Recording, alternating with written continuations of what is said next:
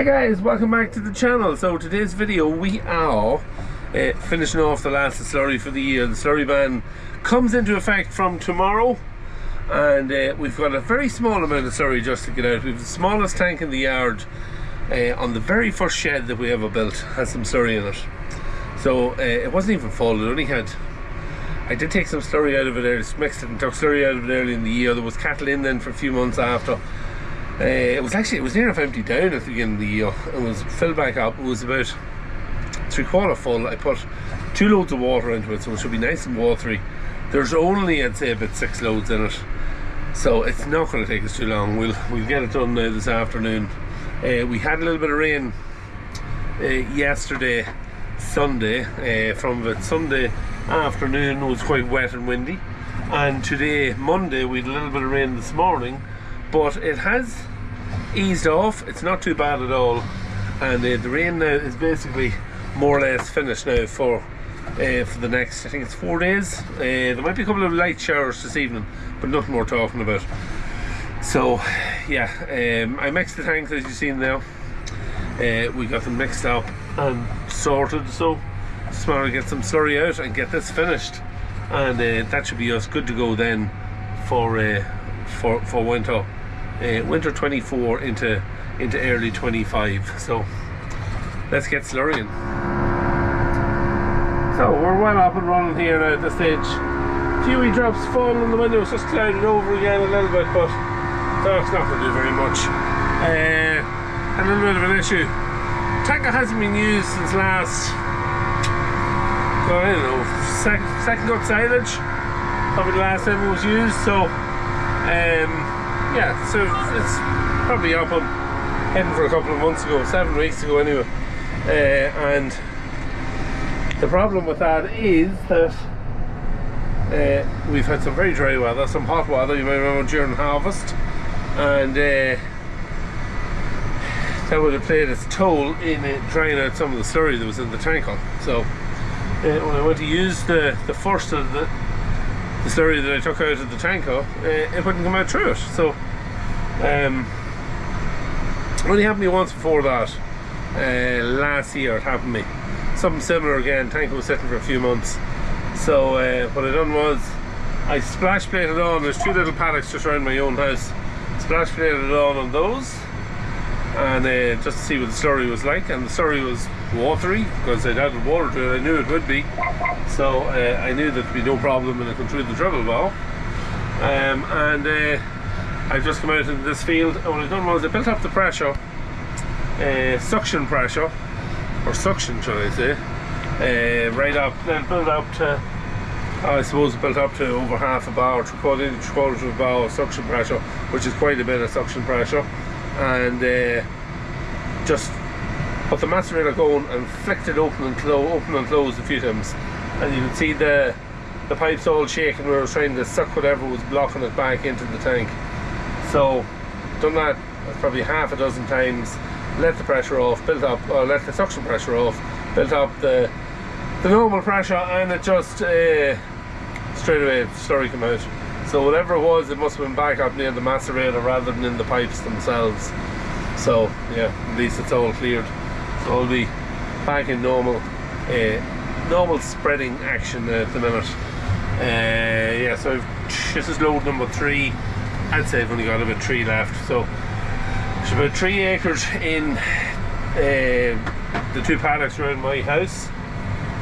So they're done with 2 loads of Slurry, and these 3 loads now I can put them on this field here. The calves, rear of the calves is grazing on this, so there's not that awfully much grass on it, so it can be slurried, and if we need to put a few loads out in the field next to it, we can do so. So anyway, we'll keep motoring on and we get some of this all spread, and beat the ban, as they say, beat the ban.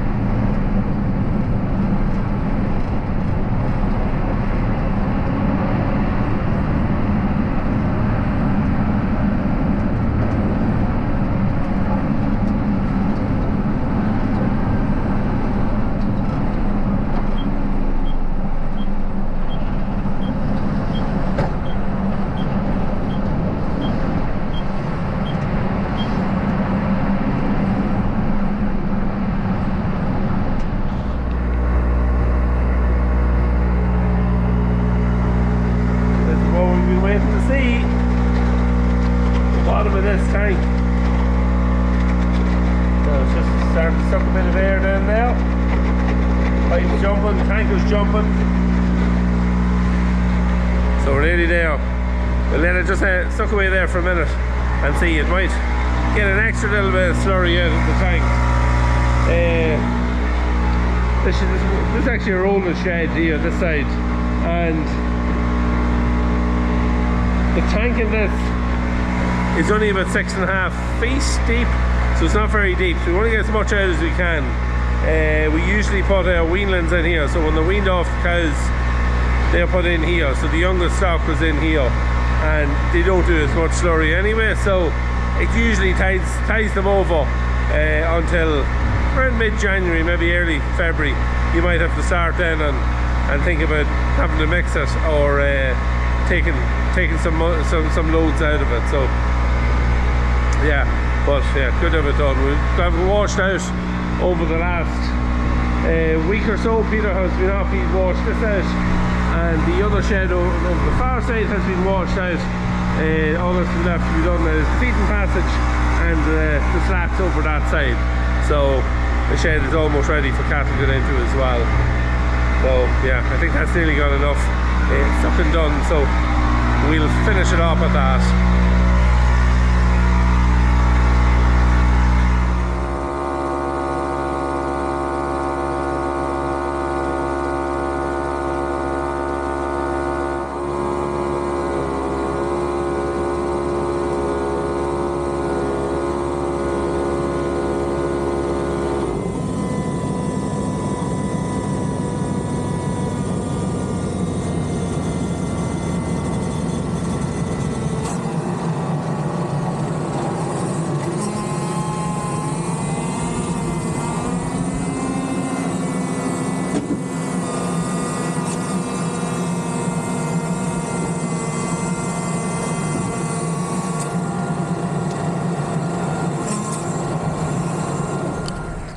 So, Slurry 2024 over and out.